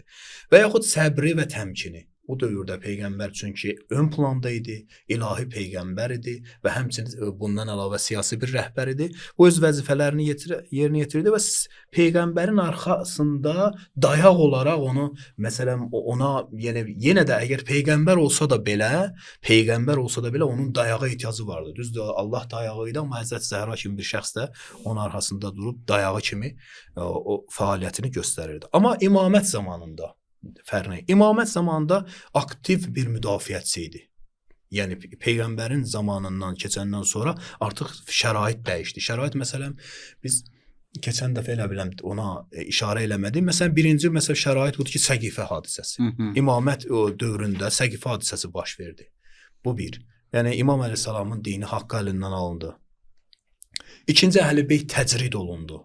Haqları əlindən alındı, tərcüməsini inşallah ki, indi bu gün vaxtımız olsa toxunarıq ki, məsələn, Fədək bağları əlindən alındı. Bu Fədək bağları Həzrəti Zəhradan və Əhlibeytdən alınması Həzrəti Zəhranın təkcə İmam əleyhissalamın təkcə onların torpağı alınması deyil. Biz çoxları ilə başa düşürük ki, torpaq alındı və Həzrəti Zəhra da torpağına görə hətta etiraz elədi. mənəvi imtiyaz alınmaq kimi də görsənir Bəli, ki, çox Fədək gözəl. hər kəsdə var idisə, Bəli. böyük bir dəyər, şəxsiyyəti sayılırdı. Və mən iki yönünə buradan yanaşmaq istəyirəm. Biri birinci budur ki, buradan başa insanlara, İslam ümmətinə çatdırmaq istəyirlər ki, əsla peyğəmbərin hər dediyi sözü biz yerinə yetirməməliyik. Çünki peyğəmbər vəsiyyət eləmişdi ki, Fədək bağları Həzrəti Zəhranın mülküdür, şəxsi mülkü sayılır.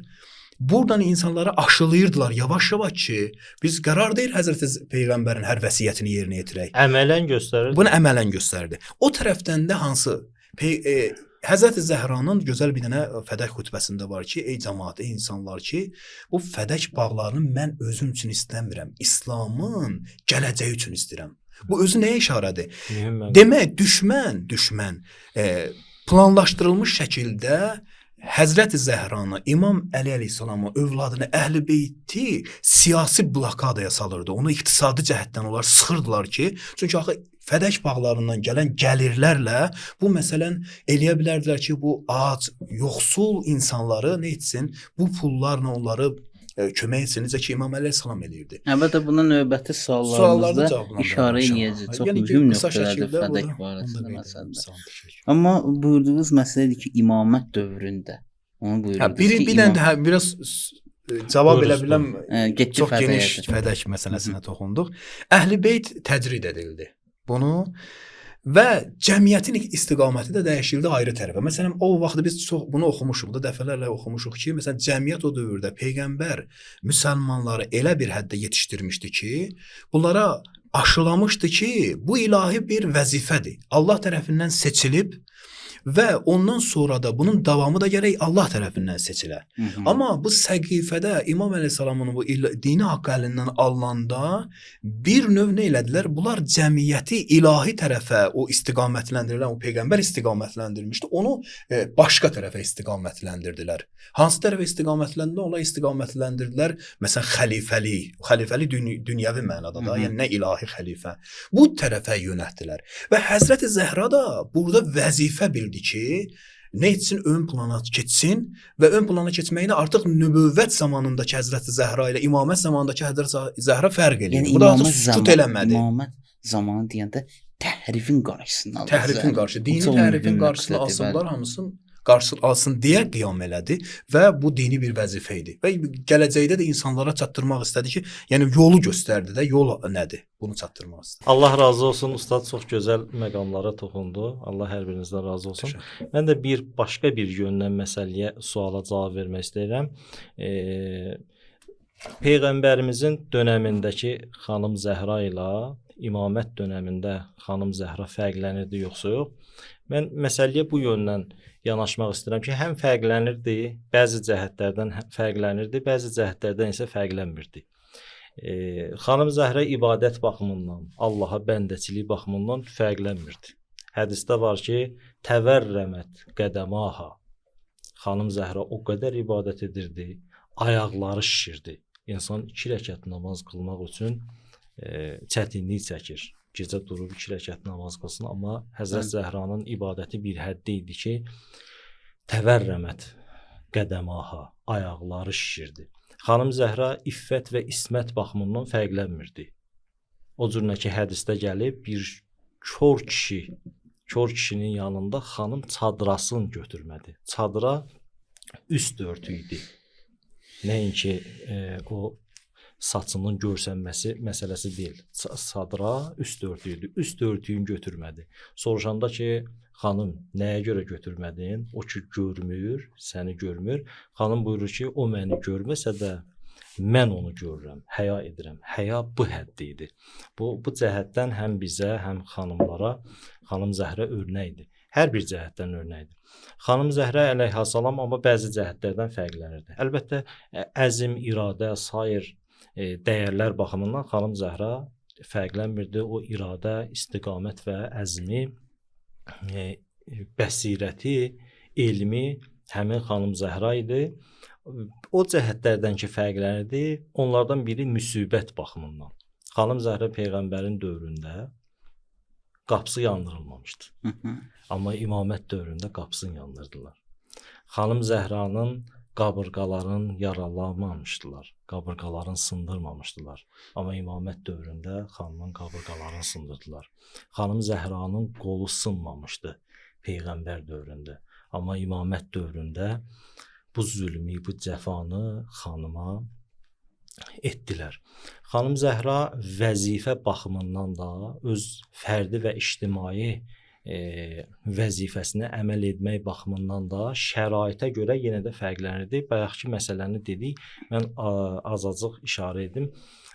Xanım Zəhra o şəraitdə ön cəbhə, arxa cəbhə deyirik. Bəzən ön cəbhə, arxa cəbhə ön cəbhədən daha çox əhəmiyyətlidir. Daha çox təsir qoyur. Daha çox təsirlidir. Biz dedik ki, ailə daxili işlərdə ümumiyyətlə İslam dinində xanımın vəzifəsi ailə daxili işlərdir. Amma çox əsaslı işlərdir. Əsas işi qeydə diqqət olunsun. Əsas işi ailə daxilidir və ailə tərbiyəsidir. Xanım Zəhra, xanım Zeynəb kimi şəxsiyyətlər yetişdirdi. İmam Həsən əleyhissalam xanım Zəhranın məktəbinin məzunudur.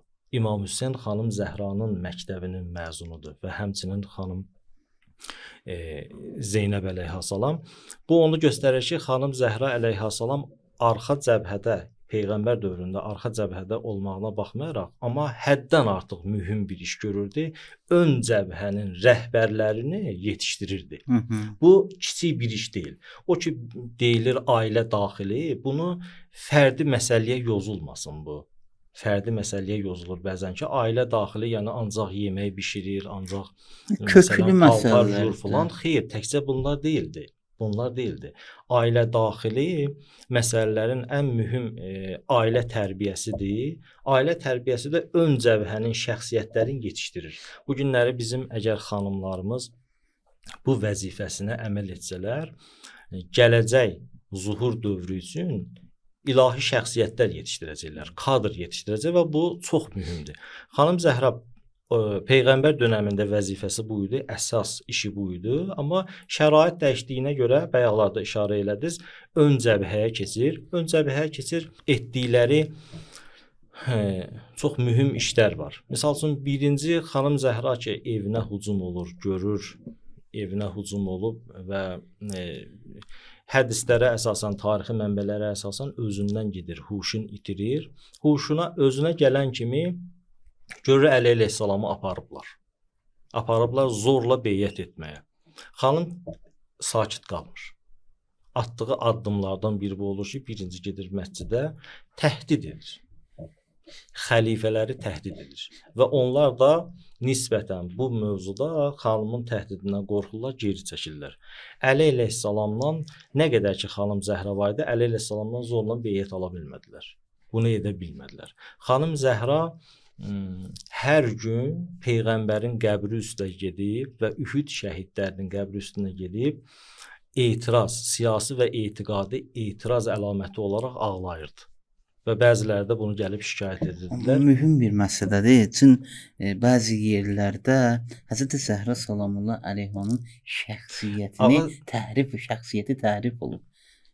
Çün elə ağlamağı dediniz, xanımın ağlamağı özü bir də mesaj idi. Siyasi və etiqadi etiraz mesajı idi. Amma çox təəssüflər olsun, mən hansı məsələyə işarə eləmək istəyirəm?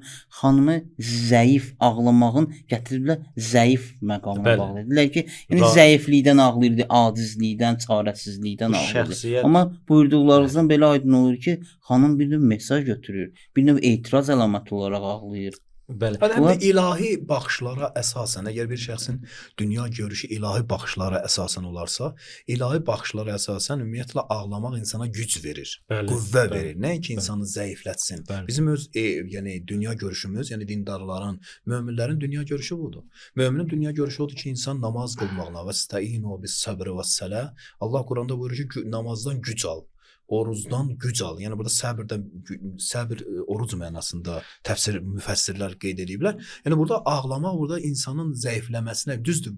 Dünyəvi insanlar, yəni o baxışları maddi baxışlar əsasında. Olduğu üçün belədir. Onlar məsələn ağlamağa zəiflik bilirlər. Odur ki, həmişə də deyirlər bir kişi də ağlayanda, Hə. məsələn etiraz olaraq da mən yadıma gəlir. Siz məsələn Şiələrə etiraz olaraq bunu demişdi ki, kişi ağlamaz məsələn bunu demişdi. Niyə? Çünki həmin deyən o sözü deyən adamı özünüz yaxşı tanıyırsınız.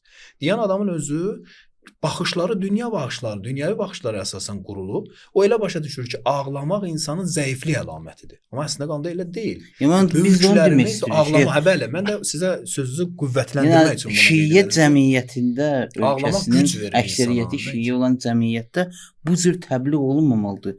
İlahi şəxsiyyətlər, məsələn, Həzrət Zəhra salamullah əleyha, mənim işim yoxdur. Düşmən öz işini görəcək, düşmən öz ziyanını vuracaq.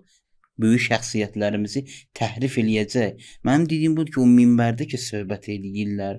O minbərdə ki Həzrət Zəhra Əyyam Fatimiyyədə, məsələn Həzrət Zəhra barəsində söhbət eləyirlər. Çalışsınlar Həzrət Zəhranın o qüdrətli tərəflərini cəmiyyət. Əlbəttə Həzrət Zəhranın zəif cəhəti yoxdur. Amma deyək ki, siz gətirirsiniz ağlamaq ancaq vuruldu, elə bil ki döyüldü. O ağlamaq ki batilin Hə. batilin Sütunlarını sütunlarını silkələyir. silkələyir. Siz ki buyurdunuz Sütunları Həzrət yedir. Zəhra ağlayır, düşməni olaraq etiraz əlaməti olaraq ağlayır. Nəinki Həzrət Zəhranı vurdular, qapı arxasında saxladılar, biz oturub bunu ağlayır, Həzrət Zəhra bunu ağlayır. Bu ilahi şəxsiyyətin təhrifidir. Bəli. Mən bu məqama toxunmaq istəyirdim. Xanım Zəhra ön cəbhədə müxtəlif taktikalardan istifadə edir. Müxtəlif üslublardan istifadə edir, mübarizə üslubu. Biri budur ki, birbaşa məscidə gedir, öz etirazını edir. Biri budur ki, siyasi və etiqadi etiraz əlaməti olaraq ağlayır. Və bir həddi idi ki, təsir qoymuşdu bir dəstə insana. Təsir qoymuşdu və bilirdilər xanım Zəhra hansı xarakterlə ağlayır. Çox gözəl buyurdunuz. Xanımın şəxsiyyəti təhrif olunmamalıdır. Bizdə İmam Zaman əleyhissalam müntəqimdir. Müntəqim yəni intiqam alacaq. İntiqam alacaq. Bütün məzlumların, məxsusən də əhl-i-beyti olan zülmlərin intiqamını alacaq. O Həzrət barəsində var ki, gecə-gündüz ağlayır. Bu ağlamaq zəiflik əlaməti deyil. Bu ağlamaq ki, Allah Taala bunu bəyənir. Belə bir ağlamaqdır bu xarakterli və xanım Zəhra hətta fiziki olaraq fiziki müdafiə də keçdi. O cürünə ki, Əli əleyhissalamı çəkirdilər, aparırdılar zorla. Deyirlər xanım Zəhra yapışdı Əli əleyhissalamdan və bəzi mənbələrdə görmüşəm ki, buyururlar 40 nəfərə göstəriş verildi ki, xanım Zəhraya vurmaqla xanım Zəhranı Əli əleyhissalamdan ayırsınlar. Həzrət bunu istəyirdim deyəm ki, Həzrət ön cəbhədə müxtəlif metodlardan istifadə elədi. Öz ilahi rəhbərin və öz dövrünün vəlisin müdafiə etdi. Əlbəttə bu metodlarda fədakarlıqdan gəldi. Bir şey əlavə edeyim, özdəki hədis qaynaqlarımızda gəlib ki, ümumiyyətlə ağlamağa bukaya silah deyilir. Bəli, yəni bəli, bu çox özü gözəl çatdırır, bu özü gücü çatdırır. Yəni insan ümumiyyətlə Şiənin biz deyərdik ki, Şiə yəni İslam dininin özü. Yəni əsas Əhl-i-Beytdən biz öz dinimizi, yəni əhli o dəfədə söhbətlərin birində mən qeyd elədim. Dedim ki, çoxları ilə başa düşür ki, ümumiyyətlə düzgün başa düşmür. Şiə ilə əhl-i-sünnəni və başqa məzhəbləri ayıran nədir? Bizi əsasən, yəni burada Şiə qardaşlarımız da bunu gözəl bilsinlər, həmişə yadda saxlasınlar ki, siz ustadlar ki, bilirsiniz. Bizi əhl-i-sünnə ilə ayıran əsas şey nədir? Əsas o ayıran o hissə amil odur ki, biz öz maarifimizi Əhl-i-Beytdən alırıq. Və digərləri ki, Əhl-i-Beytdən almadığına görə bizlərin onlar arasında fasilə, namazların fərqi və başqa ibadətlərin köklü fərqi, hətta tövhidin fərqi. Tövhidin fərqi də bundan yaranır. Məsələn, İbn Teymiyənin təqdim etdiyi tövhid hara, Şeyx Səduqun təqdim etdiyi tövhid hara. Və yaxud o İbn Xuzeymə var, Onların fəxr iftixar elədiyi alimlərdən biridir. Məsələn İbn Xuzeymə 4-cü əsrdə yaşayıb, Şeyx Səduq da 4-cü əsrdə yaşayıb. Hər ikisi tövhid kitabı yazıb tövhid adında. Gəlin müqayisə edin görün onların tövhidi ilə bizim tövhidin arasında fərq nədir? Bunun fərqi nədədir bu? Çünki biz maarifimizi Əhl-i-Beytdən aldıq. Sözümün nədən canı nədədir? Canı ondadır ki, yəni onlardan bizə gələn hədislərdə bizə aydın olur ki, ağlamaq bir nədir? Ağlamaq bir silahdır. Və şiə silah insanın məsələsi iki yönünü də nəzərə alır. Yəni Silah- həm rasional yönünü nəzərə alır insanın, həm də emosional yönünü. Axı biz insanı nə təkcə emosiyada şeyləyənləri məhdudlaşdıra bilmərik. Nə də ki onu əqli cəhətdən rasional hər düşüncədə məhdudlaşdıra bilmərik. Bunun hər tərəfli görəcək Həzrəti Zəhranın kamilliyi də elə bunda idi.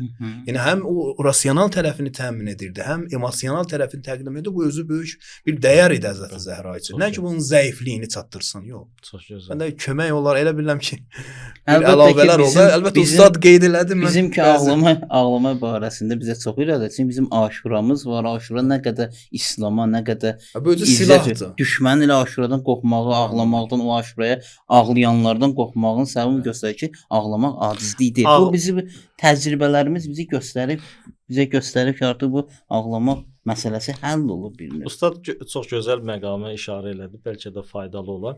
O silah anlayışını biraz açmaq lazımdır. Bir neçə şey, misal üçün duanı silah olaraq bizə çatdırıb Əhl-i-Beyt deyib ki, silahdır, dua silahınızdır. Səbr, istiqamət silahınızdır və ondan da biri ağlamaq silahdır. Ağlamaq silahdır. Bu silah anlayışı gərək açıla. Silah o alətə, vasitəyə deyirlər ki, onunla düşmən əleyhinə istifadə edirsən. Mübarizə taktikasıdır. Mübarizə yoludur. Bu hədis bizə buna işarə edir. Belə bir mesajı verir ki, sizin ağlamalarınız bu belə bir xarakterli olmalıdır. Mübarizə xarakterli olmalıdır. Bu da əlbəttə mühüm. bunu da qeyd edəndə biz danışmışdıq. Həmişə bu söhbətləri edirik. Keçən dəfə danışdıq, biz dedik ki, ağlamaq hədəf deyil, vasitədir. Baxın, burada indi Allah elə gətirdi ki, o hədisdə yadımıza düşdü ki, ümumiyyətlə silah heç vaxt hədəf deyil. Silah bir vasitədir. İnsan mübarizə aparsın ki, hədəfinə çatsın. Nəinki elə bu silah özlüyündə bizim üçün bir dəyər deyil. O dəyər o vaxt dəyər tapır ki, bizi hədəfə yönəltsin. Yoxsa ki, bəzən görürsən ki, təkcə İmam Hüseyn əleyhissalamın hərəkatı və digər Həzrəti Zəhranın o Əyyam-ı Fatimiyyə günləri ağlamaqda məhdudlaşır. Yəni elə çatdırılır və mən deyərdim ki, bəzən görsən düşmənə də bir haqq vermək lazımdır. Düşmənə haqq onda vermək olur ki, o bəzi şiələrin İmam Hüseyn əleyhissalamın məktəbindən və Həzrəti Zəhranın məktəbindən başa düşdüyünə irad edir. İbn Teymiyyə kitab yazır, Əllamə Hillinin yazdığı kitabı rədd edir, rəddiyə yazır. Sonra Əllamə Hilli bu kitabı gətirir, Əllamə Hilli kitabı baxır, deyir ki, bu öz başa düşdüyünü nəqd edib, rəddiyə yazıb. Nəinki mənim yazdığım kitaba rədd yazsın. İndi bəzən də bizim ağlamağımızdan o başa düşdüklərini nəqd edirlər. Ola elə bilər ki, biz ağlamağa hədəf qərar vermişik. Yoxsa ki, əgər həqiqətən də onlar başa düşsünlər ki, biz ağlamağa bir vasitə, buka, yəni bir vasitə silah ünvanında bilir, heç vaxt da bu iradlar. Mən də bəyalar ona işarə elədim. Həm də nəticə alıb bu sualdan. Mənim işarə elədiyim məsələ budur. Ağlamağı elə işlədiyiniz ki, məhdud eləyib, bu bir dənə bilərəkdən atılan addımdır, mən deyərəm. Ola bilər. Bəli, ola bilər, bəli, insandır, hissləri var, müsibəti xatırladıqca ağlayır. Amma gəliblər Əhl-i-Beytin hədəflərin ağlama ilə məhdud ediblər. Ağa Şəhid Mütəllinin bir kitabında həmin Həmasi Hüseyni səhvləmirəmsə, o kitabda qəşəng bir nöqtəyə toxunur. Mən keçən dəfə də işarə eləmişəm buna. Deyir, Kərbəla hadisəsinin 2 səhifəsi var. Bir qaranlıq səhifəsi, bir nurani işıqlı səhifəsi. Qaranlıq səhifəsi həmin müsibətlərdir. İnsanlar deyərlər, ağlayarlar. Amma nurani səhifəsi həmin Kərbəla hərəkatının əsl hədəfi insanlara dini məsələn təhrifdən qorunmağı, peyğəmbər dinini düzgün şəkildə insanlara çatdırması və digər böyük ilahi hədəfləri var idi. Nurani səhifəsi odur. Deyir Kərbəla biz ancaq o bir tərəfindən amma qaranlıq səhifəsində qalıblar, insanlara yalnız onu çatdırır. Bu Kərbəla hadisəsinin təhrifidir. Bu Əhl-i-Beytin atdığı addımları belə bir cəmiyyətə belə çatdırsan, kim olursan ol, istən ruhani ol, istər qeyri-ruhani ol. Əgər hədəfin bu olarsa, sən təhrif eləmisən hadisəni. Düzgün təbliğ eləməmisən. Bəzən də bilməyərəkdən elə bu. Bəli, bilərəkdən də var, bilməyərəkdən də var. Bunlar öz yerində, bunlar gələ həll olsun. Növbəti sualımız da həmin fədək məsələsi barəsindədir. Mühüm bir məsələdir tarixdə. Dəfələrlə bunu eşitmişik, amma məsələnin bu tərəfi bizim üçün qaranlıqdır. Xanım fədək məsələsində niyə bu qədər israrlı idi və yaxud da ki, əksinə olaraq Əbubəkir, yəni birinci xəlifə, niyə xanıma bu fədəyi verməmək barəsində israrlı idi? Xanım istəyirdi, tələb edirdi, haqqı idi və xəlifə ki qəsb eləmişdi fədəyi və verməməkdə də israrlı idi. Səbəbi nədir bunun? Siz işarə edirsiniz. Bu da çox gözəl sualdır. Bunun xanım Zəhranın belə bir israrının bir neçə səbəbi var idi. Biri bu idi ki, dinin göstərişinə əsasən və sağlam ağlın göstərişinə əsasən bir insana zülm olanda sakit qalması caiz deyildi. O ki, bəzən təhrif olunmuş bəzi sözlər var. Misal üçün zülmün qabağında sakit qal ginən, ondan sonra birin vurublar, sakit qal, o birsin də vursun. Bu İslamın göstərişi deyil. Bu tamamilə İslamın həqiqətinin və mahiyyətinin ziddinə olan bir şeydir. Bir insana zülm oldu, gərəkdir ki, sakit qalmasın, dillənməlidir. Əgər sakit qalsa, zülmü dəstəkləmiş olur. O da şərik olur, kömək etmiş olur. Zülmdən şərik. Təcrübə bunu göstərir. Təcrübədən belə bir qanun var ki, təcrübəyə əsasən belə bir qanun deyilir. Hər nə qədər zülm və zalimin müqabilində geri çəkilsin, bir o qədər üstüvə gələcək. Bir o qədər. Zülmün müqabilində sükut zillətdir, izzət deyildi. Xanım Zəhranın bir sözü var. Əhkamın, ilahi hökmlərin fəlsəfəsini deyir. Gəlir çatır mübarizəyə. Buyurur ki, fəradallah, Allah fərz edib, fəradallahul cihadə izzən lil İslam. Allah Taala İslamın, müsəlmanların izzətli olması üçün mübarizəni vacib edib. Mübarizə. Siz təsəvvür edin, hansı cəmiyyət daha izzətlidir? Hansı alimlər daha izzətlidir? Mübarizə edən cəmiyyət, mübarizə edən şəxslər, alimlər, yoxsa zülmün müqabilində sükut edənlər. Bu günləri əgər dünyaya baxsaq, bugünkü günümüzdə cəmiyyətlərə baxsaq, misal üçün Ərəbistanla gəlin Yəməni müqayisə edək. Amerikanın prezidenti Ərəbistana hər nə deyir, onunla otururlar, dururlar, o göstərişə əməl edirlər. Düzdür? Ərəbistana gedəndə Amerikanın prezidenti, təsəvvürlə Ərəbistan padişahı, Vəhabilər bunu eşidəndə gərək başlarını aşağı salsınlar. Vəhabilər üçün bir ardır bu, zillətdir. Ərəbistan padişahı, Amerika prezidenti ora gedəndə xalqın namusun, qız gəlinin çıxardır bunların qabağına, bunlarla görüşürlər, bunların qabağında rəqs edirlər. Və istədiyi məbləği, pulu bunlardan alır, sonra da sair yerlərdə müsəlmanları o pullarla qətlə amlar edir, düzdür? Amerika prezidenti sonra da Ərəbistan barəsində deyir ki, bunlar bizim sağlan inəyimizdir və ya inəklərimizdir. Təhqirdir də bu. İndi gəlin baxaq, niyə belə etdi? Çünki mübarizə yoxdur bunlarda. Amma Yəmənə baxaq, Yəmən xalqına. Yəmən xalqı əslən razılaşmır ki, heç. Hətta qabağında durub bunların. Yaxın zamanlarda oldu da, bunların gəmilərinin qabağını kəsirdi və vururdu, düzdür? Təsəvvür edin, Trump gəldi, bunlarla sülh etdi. Bu mübarizənin nəticəsidir və izzətdir. Bunlarla sülh etdi və sonra da bunları təriflədi. Dedi, bunlar qeyrətli kişilərdir. İndi mənim təbirimlə tərif dedi bunlar. Qeyrətlidirlər, şücaətlidirlər. Kişilərdir. Bu mübarizədir. İzzətli olmaqdan ötürü Allah Taala müsəlman və İslamı xanım Zəhra buyurur ki, izzətli etməkdən ötürü mübarizə yolun, metodun vacib edib insanlara. O da xanım Zəhraya zülm olmuşdu. Fədəki əlindən almışdılar. Eləyə bilərdimi sakit qalsın? Əsla. Bu cəhətdən də xanım Zəhra bitsin örnək olmalıdır. Başqa bir səbəbi var idi. Siz də ustad da işarə etdiniz. Xanım Zəhra bu fədək bağının, gəlirin kasıblara, yetimlərə xərcləyirdi. Xanım Zəhra barəsində ayə baxaq. İnsan surəsində Əhl-i-Beyt barəsində də ondan da biri xanım Zəhradır. Və yut'imunət ta'amə alə hubbihi miskinən, yetimən və əsirən. Xanım Zəhra 3 gün ac qaldı. Əlində olan çörəyi verdi yetimə, yesirə, fəqirə. Xanım belə bir şəxsiyyətin fədəki olsa və çox gəlir mənbəyli bir fədəyi olsa, təbii ki, onu kimə xərcləyəcək? Onu həmin müsəlmanlara xərcləyəcəkdi və xərcləyirdi. Müsəlmanlara, yetimlərə, yesirlərə və şəhid olanların ailələrinə. Gözəl nöqtə idi, amma fədək qaytarılsa digər Əleyhisselamın vilayəti də qaytarılsın. Bəli, bu da mühüm məqamdır. Buna da toxunarıq.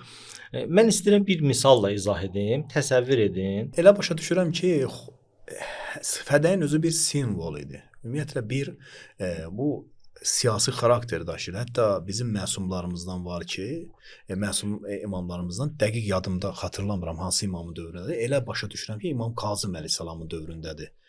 Onun dövründə olan Abbasi, bəli, Abbasi xəlifələrindən biri gəlir deyir ki, fədəyin bağını istəyirsinizsə, biz qaytaraq sizə.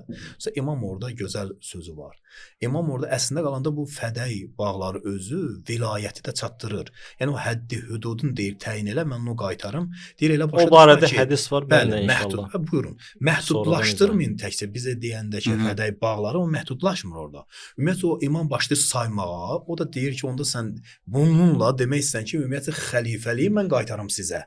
Burada o deyir ki, bunun həddi hüdudu təkcə o məhdudlaşmır o bağlarda. Sonra başlayır saymağa o şəhərləri, haralar, bunun şeyi çox genişdir, sahəsi, yəni o fədəy bağlarının sahəsi daha genişdir. Sizin bildiyiniz qədər deyil. Sonra başlayır saymağa, sayanda bu demək istəyir ki, onda demək istəyir ki, xəlifəliyi biz qaytarmalıyıq.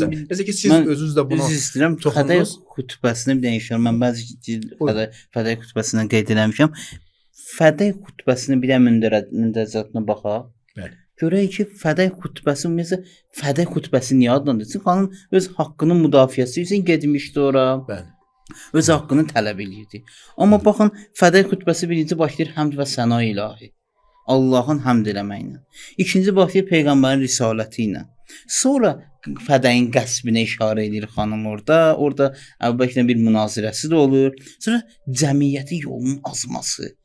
Burada da xanım başlayır bunları məzəmmət eləmək bu işlərinə görə. Baxın, fədəy xutbəsinin özü yalnız fədəydən bəhs eləmir.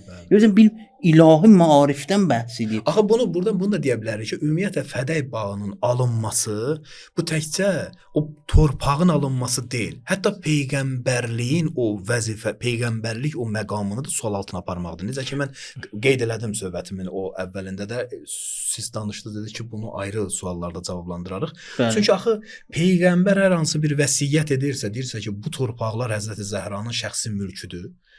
Gəlib peyğəmbər dünyasını dəyişəndən sonra bu torpaqlar alınması ilə bunlar çatdırmaq istəyirlər ki, peyğəmbərin dediyi hər dediyi söz qüvvədə deyil. Yəni bəzi sözlərini biz eləyə bilərik. Bu etirazlar bu başqaları üçün şərait yaradır ki, sabah durub başqa işlərdə də mümkündür peyğəmbərin dediyi sözlərin əleyhinə ayrı bir işlər görsünlər. O özü də peyğəmbərlik məqamını sual altına aparmaqdır. Bunu çıxarmaq olar. Bir də iqtisadi məsələ elə biləm siz toxundunuz. Buyurun. Allah razı olsun, siz də çox gözəl məqamlara toxundunuz, həm siz, həm ustad. Bunu demək istəyirdim ki, xanım Zəhraya üçün fədəki almaqla, qəsb etməklə xanım Zəhraya zülm olmuşdu. Zülmün də müqabilində sakit qalmaq düzgün deyildi və buna görə də gərək idi ki, xanım Zəhra israrlı olsun, öz haqqını qaytarsın. Bu bir cəhətidir. Misal üçün mən istəyirəm bunu bir misalla izah edəm. Təsəvvür edin, sizin bir ticari obyektiniz var və onun çox böyük gəliri var. Siz də onu xərcləyirsiniz kasıb, ehtiyaclı möminlərə, şəhid ailələrinə və qazilərinə. Bir məmur tapılır, quldurluq eləyir, gəlir tutur alır bunu səndən və sonra da götürür öz istədiyi kimi xərcləyir bunun pulunu. O vaxt hələ nəinki mömin, adi bir insan, normal insan eləyə bilərmi ki, sakit qalsın? Təbiidir ki, israrlı olmalıdır. Çünki əlində olan ticari obyekti alıblar və pulunda başqa bir lazımsız yerə xərclənir, hətta günaha xərclənir. Gərəkdir ki, burada israrlı olsun. Bu ikinci səbəb. Üçüncü səbəb də ustad da işarə elədi, siz də işarə elədiniz, bildiyim qədər. Budur ki, xanım Zəhradan fədəki almaqla dini təhrif edirdilər. Demirdilər ki, yalvar yaxar edib demirdilər ki, bunu ver bizə. Bizi istifadə edə, belə demirdilər. Deyirlər, peyğəmbərlər özündən sonra irs qoymur. Bu təhrif idi. Xanım Zəhra israrlı olmasaydı, razı olsaydı, mənası budur ki, təhriflə mübarizə etməyib, dində təhrif baş verir. Baxın, bunu da bir misalla istəyirəm izah eləyəm. Bir dəfə sənin əlində bir mülkün var, onu gəlib oğurlayırlar, aparırlar. Məlumdur ki, oğru kimdir və məzlum kimdir. Hamı da bunu qəbul edir. Bu bir oğurluq metodudur. Bəzən də professionalcasına oğurluq olur. Gəlir sənədləşdirir, keçirdir öz adına. Daha demir, bu sənin idi, almışam filan. Ümumiyyətlə deyir ki, sənin haqqın deyil idi bu. Bu elə əvvəlcədən mənim olmalı idi və mənimdir. Burada sənə bir töhmət vurulur. Töhmət vurulur ki, sən oğru çıxırsan, sən yalancı çıxırsan ki, deyirsən mənim haqqımı ver, deyir, sənin haqqın yoxdur. Bu professionalcasına qəsb etmək və oğurluqdur.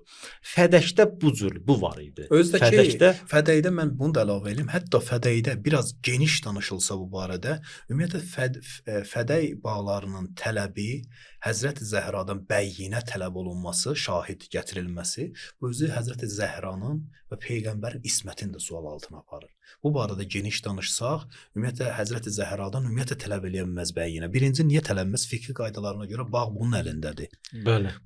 Bundan bəyyinə şahid tələb elə olunmamalıdır. Bu tələb olunur, ondan işim yox. Hətta tələb olunması bunun ismətin sual altına aparır.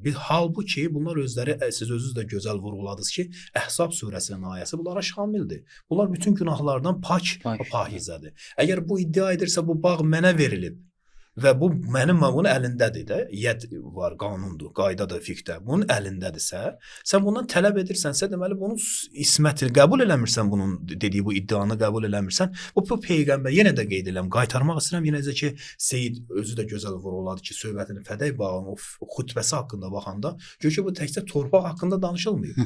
Peyğəmbərin nübüvvət haqqında danışılır. Çünki niyə? Bu da ki, peyğəmbər cəli hədis uydurulub deyilir ki, Peyğəmbər buyurdu ki, bizdən qalanlar irs, biz peyğəmbərlər irs saxlamarıq, bizdən qalanlar hamısı sədəqədir. Bunu uydurdular və bu peyğəmbərin və Həzrəti Zəhranın ümumiyyətlə Əhl-i Beytin ismətini də sual altına aparmalıdır. Bu öz biraz həqiqətən böyütüb bunu qabartmırıq ha, həqiqətdir bu. Həqiqət. Yəni bəyinə tələb eləməklə onun ismətini də sual altına aparır. Bu tarixi mənbələrdə vardı və böyük alimlərimiz də bu barədə cildlərlə kitab yazıblar. Çox gözəl buyurdunuz. Fədək o ki bəhanələr gətirdilər ki, peyğəmbərlər irs qoymur. Əvvələn fədək irs deyil idi. Fədək qənimət, döyüş vasitəsilə ələ gələn bir qənimət deyil idi, hədiyyə idi və peyğəmbərimiz də bunu irs olaraq qoymamışdı xanım Zəhra üçün. Əksinə peyğəmbər xanım Zəhraya fədəki hədiyyə etmişdi, irs deyil idi. Və o tərəfdən də peyğəmbərimiz öz vəfat etməmişdən əvvəl bunu xanım Zəhraya vermişdi hədiyyə olaraq. Daha irs mövzusu yox idi. Bu bir mətləb. Sonra mən təzəlikdə bir hədis oxudum. İbn Əbil Hədid Mu'təzili, sünnə alimidir. O deyir ki, ustadımdan soruşdum. Dedim, xanım Zəhra fədək mövzusunda düz deyirdi. Dedi ki, o da deyir zarafatla dedi bu sözü. Dedi, bəli, düz deyirdi. Dedim ki, bəs əgər düz deyirdisə, xəlifə niyə onu vermədi? Dedi, əgər onu versəydi, bəyyinəsiz, yəni şahidsiz əgər xanım Zəhraya onu versəydi, sabahısı günü gələcəkdi xanım Zəhra, xilafəti istəyəcəkdi. Ona görə dil vermədi. Ona görə xəlifə vermədi ki, əgər bunu versəm, bəyyinəsiz xanım Zəhranın sözün qəbul edib versəm, sabah gəlib xilafəti istəyəcək. Ona görə. Yəni İbn Əbil Hədid deyir ki, ustad biraz bu mövzunu zarafatla dedi, amma həqiqət bu idi. Həqiqət bu idi ki, xanım Zəhra, yəni əhl-i sünnət alimi deyir bunu, xanım Zəhra düz idi, biz ki, qəbul edirik, xanım Zəhra məsumdur, isməti var. Həm də o dövrün özünə tarixi mənbələrdə var ki, fədək bağlarının gəliri çox idi. O yazıb tarixi dəqiq yadımda çoxdan oxumuşam. Gəliri çox idi və bunu da 24.000 dirhəm və ya dinar deyirlər.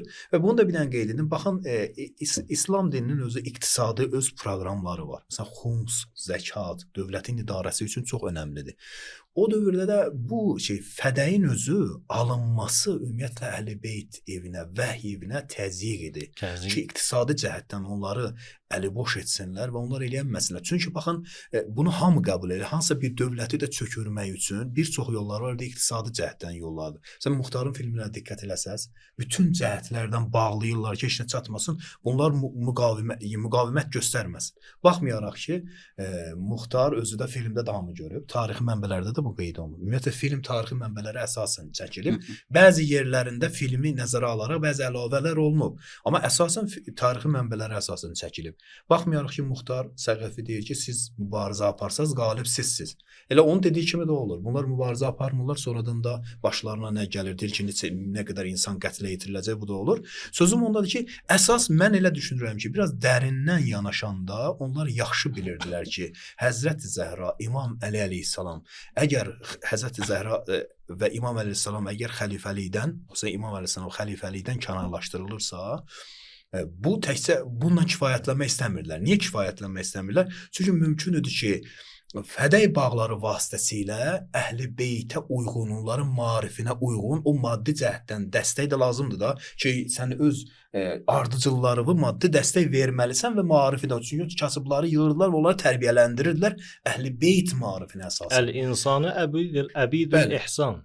Baxın, maddi cəhəti çox önəmlidir. Bunu nəzərə alanda görür ki, bunları istəyirlər ki, təcrid etsinlər hər cəhətli. Ona görə bunlar onun əlinə. Mən elə başa düşürəm ki, fədəyin alınmasının əsas səbəbi bu idi. Bəli. Yəni bunları iqtisadi cəhətdən blokadaya salmaq, bunları təcrid eləmək. Bu günləri də biz bunun şahidi sübutunu görürük. Yəni şahid oluruq ki, dünyada bu günləri bəli, məsələn, şiə zülm olunur. İqtisadi cəhətdən çətinliyə salır. Baxın, adı mən bir dənə bugün əksəriyyəti üzr istəyirəm, müsəlman olan ölkələrdə bu vəziyyət tam açıq-aşkar görsənirdi.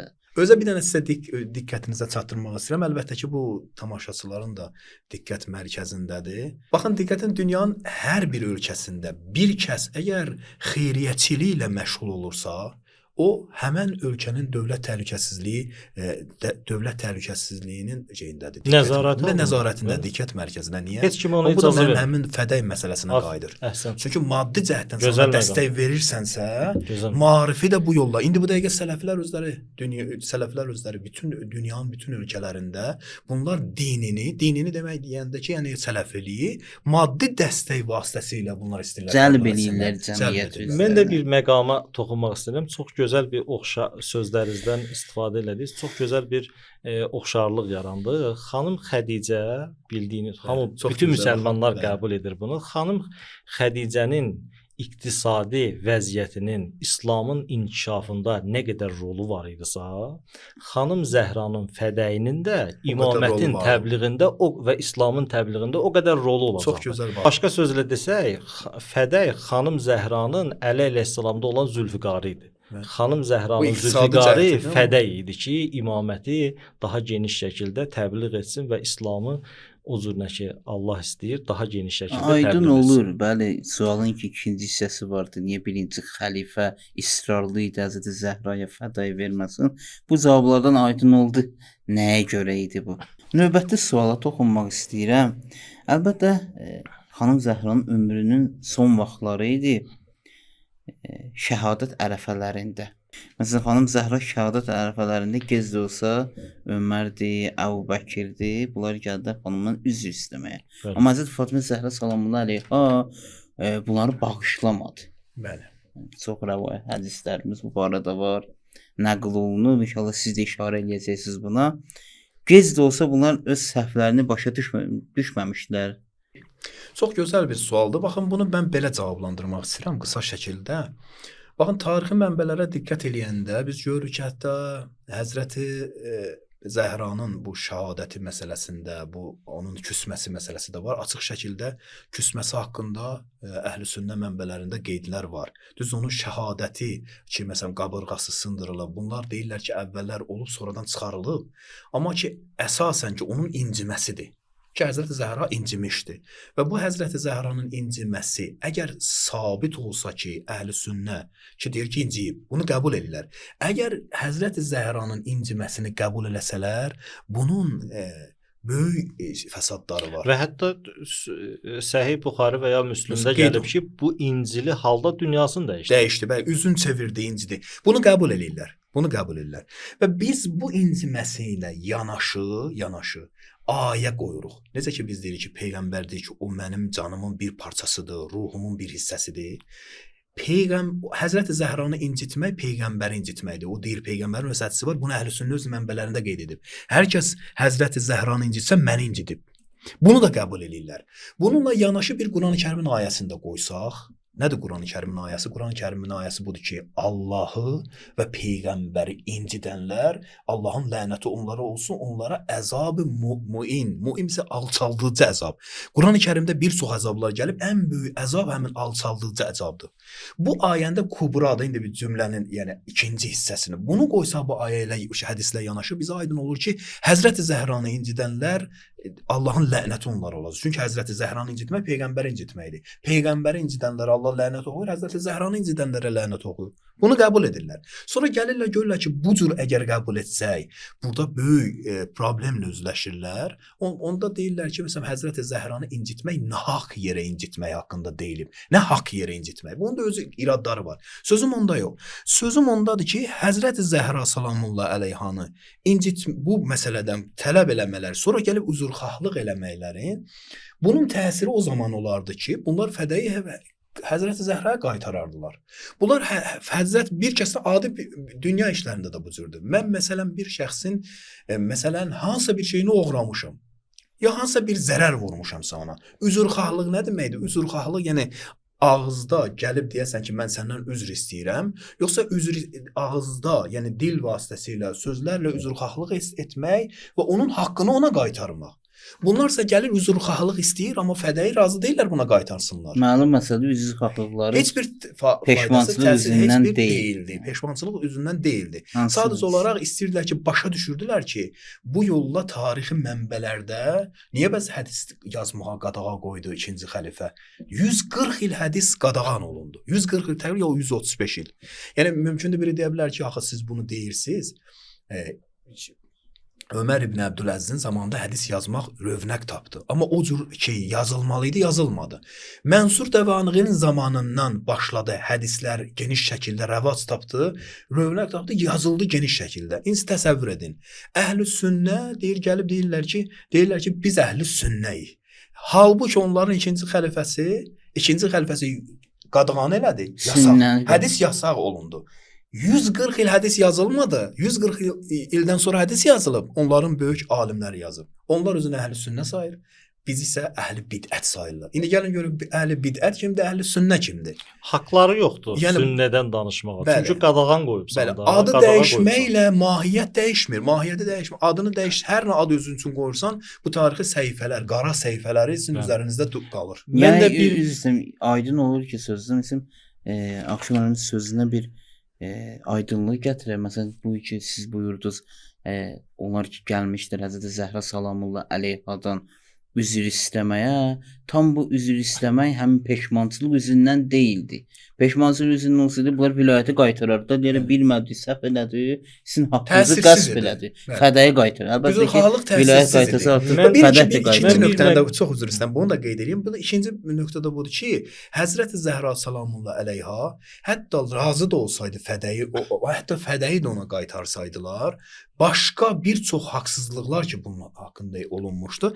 Həzrəti Zəhra heç vaxt onların üzrxahlığını qəbul etməzdi. Niyə qəbul etməzdi? Ümumiyyətlə Həzrəti Zəhra bu işi ilə daha doğrusu etməməli idi. Bəli, etməməli idi. Sözüm odur. Həzrəti Zəhra bu işi ilə ümumiyyətlə ta qiyamətə qədər bir yol açır.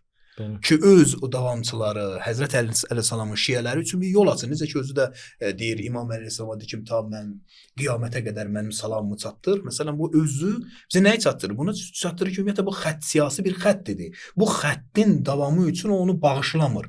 Bir məqama da mən toxunum bu sualla bağlı. Ustad Allah razı olsun gözəl cavab verdilər. Xanım Zəhra əleyhissalam niyə onların üzrünü qəbul etmədi? Çünki onların üzrü diplomatik gülüş, indiki dillə desək, diplomatik gülüş həddində idi.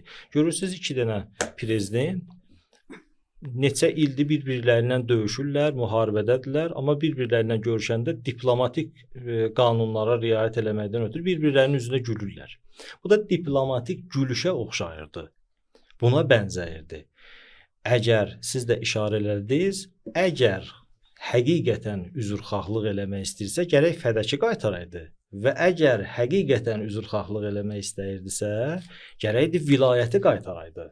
Daha mühümdür. Xanım Zəhra təkcə Belə deyək də, Kərbəla, mən bir şey məsələn, vilayətlə xilafət fərq edir də. Mən sizin sözdə qüvvət olaraq bilirəm nə vilayət demək dedim də. istəyirsiniz. Dediniz ki, vilayəti qaytarmaq, mən istəyirəm məsələ aydınlıq gətirim. Əlbəttə sizin məsələdən tam agahsınız. Amma bu vilayət məsələ ki, bunların əlində deyildi. Bu sadəcə xilafət idi bunların Bəli, əlində. o Xilafəti bəli, qaytardı. bəli. Yəni aydındır. yanlış anlaşılma olmaz. Qəsb etdiyi vilayət məqamını gərək Bəli, qaytaraydı. bəli. Qəsb etdiyi vilayət məqamını qaytaraydı, həmin xilafəti qaytaraydı. Həm birinci xəlifə, həm ikinci xəlifə nəinki qaytarmadı, hətta ömrünün axırına qədər son anlarında o xilafətdə qaldı və fədəki mənimsədi, saxladı əlində.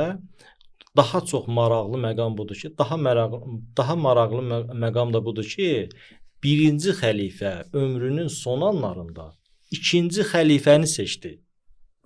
Ən azından burada qaytarmalı idi ki, qaytarmadı. Elə bir xəlifəni seçdi ki, 70 dəfə bu sözü deyib. Ləula Əliyun ləhələkə Ömər. Bunu haçan, əgər Əli olmasaydı mən həlak olardım. Bunu haçan deyirdi? O vaxt ki, dini mövzuda səhv suallara səhv cavablar verirdi. Əli əleyhissalam onu islah edirdi, düzəldirdi. Həmin vaxtı deyirdi ki, Əli olmasaydı mən həlak olardım. Hətta ikinci xəlifə də bu metoddan istifadə elədi. O da ömrünün axırına qədər xilafətdə qaldı. Sonra isə Əli əleyhissalamı seçməli idi, amma Əli əleyhissalamı seçmədi, şura seçdi. Bunlar yəni başa düşülür ki, o diplomatik gülüşə bənzəyir bunların üzrxahlığı. Bunlar həqiqi üzrxahlıq etmirdi. Əgər etsəydi bu həqiqətləri bunları qaytarardı. Baxın biz nəyə bənzəyir? Məsələn təsəvvür edin, bir adam 10 il namaz qılmayıb, oruç tutmayıb. Sonra Allah gəlib mömin olur, müsəlman olur, mömin olur. İndi müsəlman olmayıb, namaz qılmayıb, gəlib tövbə edir. Tövbənin şərti nədir? Sən istəyirsən Allahdan üzr istəyirsən də Allahın haqları var, bir də insanların haqları var. Tövbənin şərti budur ki, əgər Allahın haqlarıdırsa, sən bunun etmədiyin işləri yerinə yetirməlisən. Əgər insanların haqqıdırsa, gərək bunun haqlarını qaytarasan. Siz təsəvvür edin, gəlib Allahdan üzrxahlıq eləyə, deyək ki, ilahi bağışla məni. Mən məsələn 10 il namaz qılmamışam, amma o haqları yerinə yetirməyə, icra eləmə. Bu üzrxahlıq sayılır. Tövbənin şərtlərindən budur ki, sən keçmişdəki günaha bir də qayıtmayasan. Bəli, onu keçmişdəki günahı icra eləyə gəlir tövbə istəyir. Elə bil bütün şeyləri əvvəlki o əziyyət və zülmdən sonrakı zülmün fərqi bu olur. Birində üzrxahlıq eləmədən zülm edir, ikincisində üzrxahlıq edərək zülm edir. Hər birinizə təşəkkür eləyirik. Gözəl müzakirəmiz oldu. Həzrət Zəhra salamullah əleyhə barəsində bəzi qaranlıq məsələləri aydınlaşdırdı. Allah hər birinizdən razı olsun. Əziz izləyicilərimiz, hər birinizi Allaha tapşırırıq. Vəssalamu aleykum və rəhmətullahi və barakatuhu.